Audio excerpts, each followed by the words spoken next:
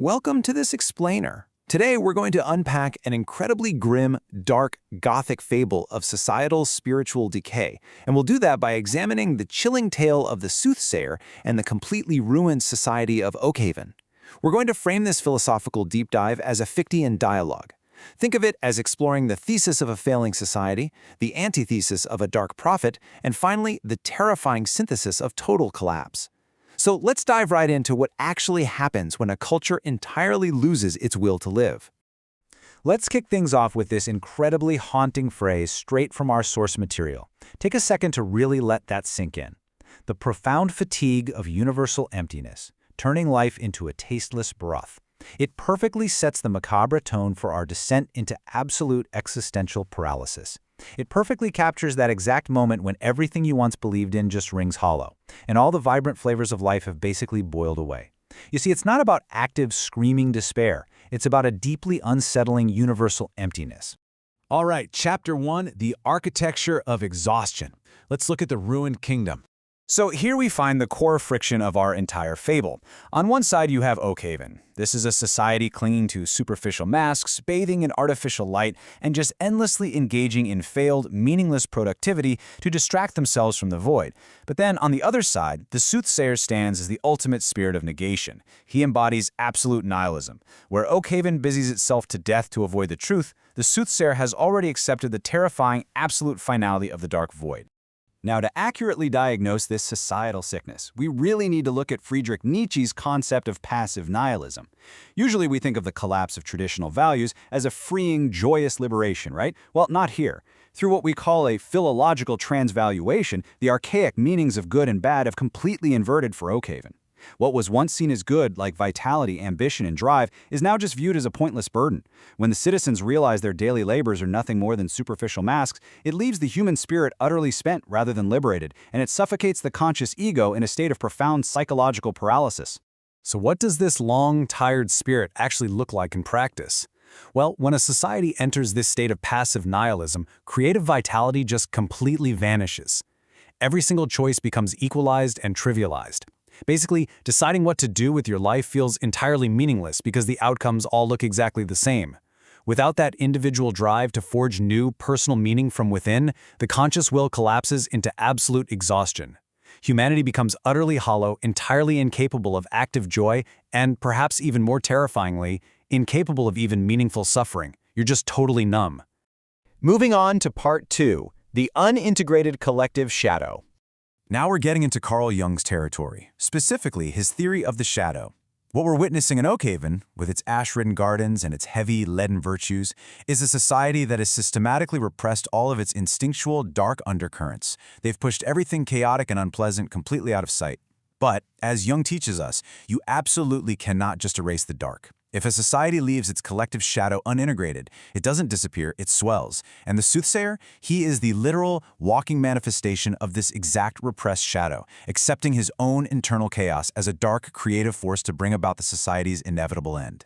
Look at exactly how this psychological repression plays out step by step. First, the citizens try to hide from the dark by locking their deepest fears away in cellars. Then, they cling desperately and solely to artificial light, pretending the darkness doesn't even exist. But by the time we hit step 3, the inevitable happens. Their superficial illusions crack, and this unintegrated shadow finally erupts. Interestingly, though, it doesn't explode as chaotic violence. Instead, it manifests as a numbing, pervasive apathy that slowly and totally seduces the weary mind into just relinquishing its individuality straight to the void. Which brings us to Part 3, Anatomy of Iron and Bone. Let's look at the Soothsayer himself. The source material uses this phenomenal phrase to describe the Soothsayer, a stark monument of iron and bone. And it's brilliant because his anatomy is this highly deliberate fusion of biological deterioration and cold, industrial rigidity. His physical form isn't just a cool character design, it actually serves as a direct visual diagnosis of the exact spiritual and existential collapse he's preaching to the citizens of Oakhaven. What's really fascinating here is how we can directly map his physical traits to his deep internal exhaustion. Take his completely smooth, pale, and bald head, it's deeply lined and cracked, perfectly mirroring the profound fatigue of universal emptiness we talked about earlier. His hollow, milky white eyes completely lack pupils, and yet they somehow allow him to look directly into the souls of anyone he passes. And those grinding brass cogs on his shoulders, they squeak audibly with every single movement, which symbolizes a mind totally trapped in mechanical, repetitive futility. Literally every piece of his body is telling the story of passive nihilism. You know, this actually totally subverts a trope we're all super familiar with. Usually when we see steampunk, it's celebrating Victorian-era ingenuity, boundless innovation, and futuristic enhancement, right? But here, we have what we can call the steampunk aesthetic of exhaustion. The Soothsayer's heavy iron plates and segmented armor are absolutely not upgrades. They are a paralyzing weight. They represent industrial stagnation. It's a grim, incredibly heavy monument to a culture that has completely and utterly abandoned its will to power. So he is, in essence, a nihilistic cyborg. Integrating machinery into his biological body is a pure diagnosis of decay. It represents a frozen state of mere mechanical survival, which perfectly mirrors how the citizens he encounters eventually just turn to stone right alongside their own silent machines.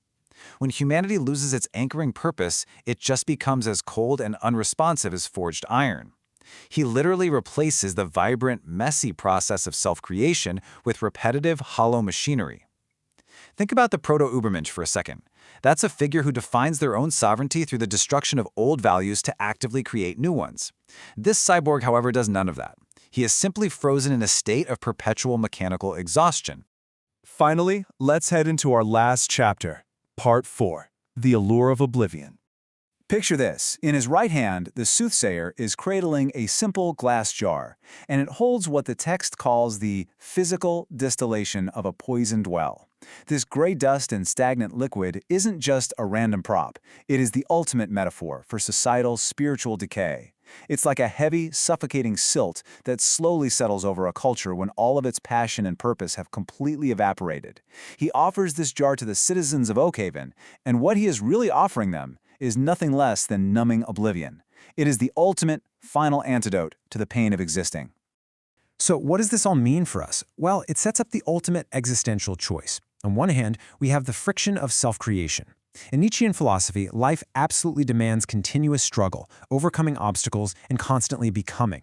It is a terrifying freedom to have to define yourself. But on the other hand, we have stone-like oblivion.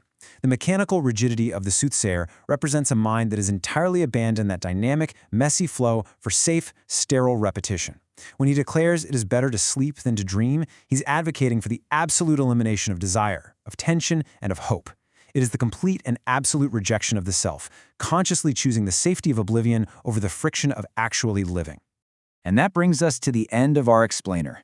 But I want to leave you with a really heavy, provocative question to think about.